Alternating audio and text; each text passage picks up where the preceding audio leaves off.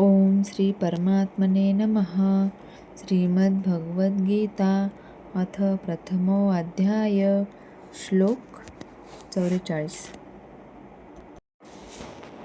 अहो बत महत्पाप कीर्तु व्यवसिता वयम्. अहो बत महत्पाप कीर्तु व्यवसिता वयम्. इंद्राज्य सुखलोभेन हन्तु स्वजनमुद्धता. इंद्राज्य सुखलोभेन हन्तु स्वजनमुद्धता. अहो बत महत्पापं कीर्तु व्यवसिता वयम्. इंद्राज्य सुखलोभेन हन्तु स्वजनमुद्धता. अर्थ: अरे रे, आम्ही भयंकर पाप करण्यास तयार झालो आहोत. हे किती चमत्कारिक आहे.